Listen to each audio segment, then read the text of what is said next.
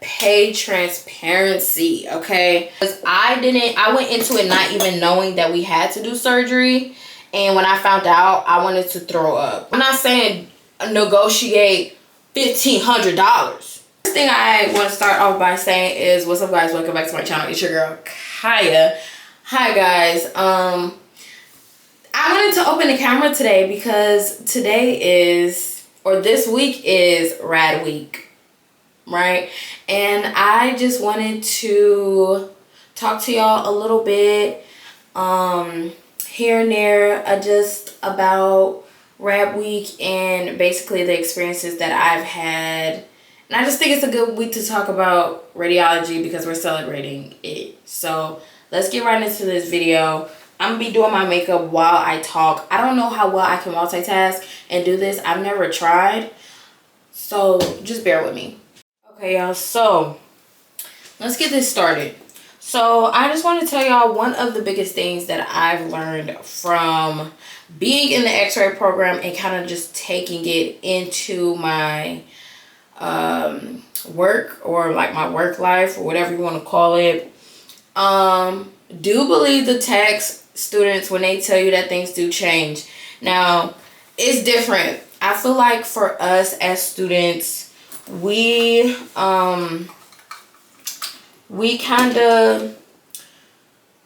have our preceptor with us after we graduate. It's kind of just like you're all in there. So when you have a situation where your preceptor was always with you from the jump, and then right when you graduate, it's just like you don't have no preceptor, you don't have nobody looking over you, you don't have nobody telling you, yeah, send this image, or no, don't send this image. It kind of gets a little scary, and it's a lot to get used to at first. But I promise, once you get used to it, you start becoming so confident in yourself and like knowing that you can do it.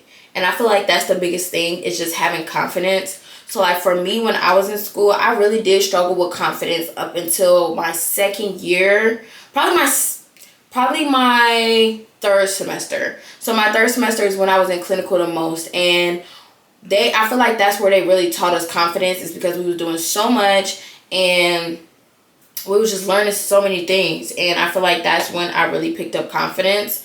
Once you pick up that confidence and know that what you're doing is good work, even if sometimes it turns out not to be good work, you just have confidence in yourself and you believe in yourself. I feel like that's when your x-rays really start eating, you know, because I feel like that's when you really start showing that you know your craft.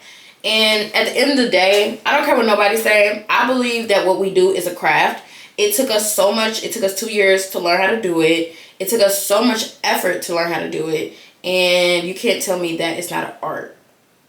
It's definitely a science, for sure. It's definitely a science. But I feel like it's an art, and I feel like it's a craft that we learn. So also another thing that I wanted to talk about is pay transparency, okay? So I have been noticing a lot of people have just been asking me about pay transparency, and it's not, I get it, because I was doing the same thing. Before you go into something, you want to know how much you're getting paid. And I think that you do the research for your own state. I do know that the research that I did for my state, it was pretty accurate when I went into my job. So I would say that in terms of trying to find how much you think they will come out making, you can negotiate your pay. And a lot of people may not feel that way, but me personally, I feel like you can. So I feel like on your resume, also emphasize the fact that you've done clinical for 2 years. Of course, always put that on there.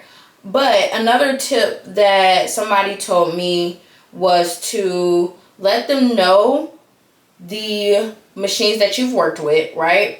So you let them know the machines that you worked with before on your resume, but also you want to let them know of any accomplishments that you had during the program. If you were, if you graduated valedictorian, if you graduated with any type of honors, if you had any honors while in the program. Also, if you have any experience in a modality, make sure you let them know that too. All these things kind of just make you more profitable, more valuable when you are going into these interviews. But I promise, even if it's like you're negotiating 50 cents, 75 cents, $1, negotiate. Because at the end of the day, now I'm not saying negotiate $1,500. No. Don't negotiate something that you obviously know is not reasonable or realistic. But negotiate something for your worth, for your value. A lot of times these hospitals just naturally lowball you because they don't think that you're going to ask for anything else. But genuinely, the only thing that they could say is no. And you just go with if you really like the hospital or the clinic that much, you just go with the counter offer. Well, the original offer that they gave you. In terms of jobs, y'all, the clinics pay more. That is what I have learned. So I am in a hospital right now, and I went to a hospital solely for experience.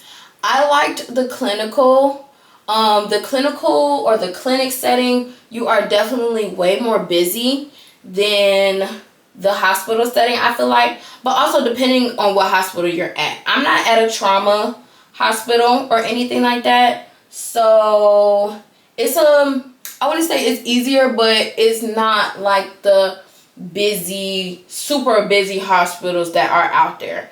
So I definitely feel like just keep that in mind. But the clinics usually do pay more. The urgent cares and places like that pay more. But what I want to also say is watch out for them having you do multiple jobs. So I know the clinic that I was at, they kind of had somebody that worked as x-ray and as an MA. That's why I tell all my ladies, all my guys, if you have MA experience, that is a great foundation into our program or into our field, because sometimes they do both. Me personally, I didn't want to do that, which I feel like that was just best for me. I didn't want to learn, be an MA, and I had just went to school to be an x-ray tech. Talk about surgery real quick. So my experience with surgery after graduating is 100% different than my experience with surgery while in school. So I would say that surgery, to some people in the x-ray program, it is off limits. Like, it's some hospitals that do not want students up there. They don't want students practicing, and that's just their motto. That's their philosophy. Cool, whatever. I was at multiple sites where they allow students to come in. So I was kind of used to going up as a student. If you don't like surgery, and you're in a program and you feel like that's your downfall, or it's going to be your downfall, see how it goes first. Because I went into it not even knowing that we had to do surgery. And when I found out, I wanted to throw up. Like, I was so nervous. I was so scared. And it ended up not being as bad as I thought. But definitely don't let that be something that stops you from doing a program, because you don't have to do surgery after you graduate. So at my clinic, it was just an ortho clinic, and they didn't have any surgery there. And I would have never touched a C-arm unless I went to a hospital. Some clinics do have surgery, but there is some that don't. So you literally have so many options and so many things that you can do. So I know people that did the x-ray program and they kind of just thugged it out, and they was like, oh, I hate x-ray, but I love MRI. Or I hate x-ray, but I love CT. Or I just need to do cath lab, or I need to do IR. The options are, I know the last thing that I was talking about is modalities. And I was just basically saying, like, it's literally so much that you can do in the x-ray program. Like, if there's one perk and plus about going into the x-ray program, is that you have that as your foundation, but you could literally do anything that you want. And MRI and x-ray are not similar. It's two different things. I know nuke med is different.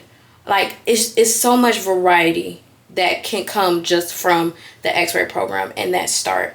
But if you guys have, I know this is a very candid, realistic, very real video. I didn't know it would be so hard to talk and get ready. But if you guys have any more questions, make sure you comment down below. I was just thinking of some answers off the top of my head. I really wanted it to be like a FaceTime live type of video. Hopefully you guys enjoyed it. But if you guys have any questions or you feel like I didn't explain them how you thought I would, make sure you comment down below. Make sure you guys go to my TikTok. I make a lot of x-ray videos on my TikToks, answer a lot of questions on my TikTok, so make sure you leave those in the comments.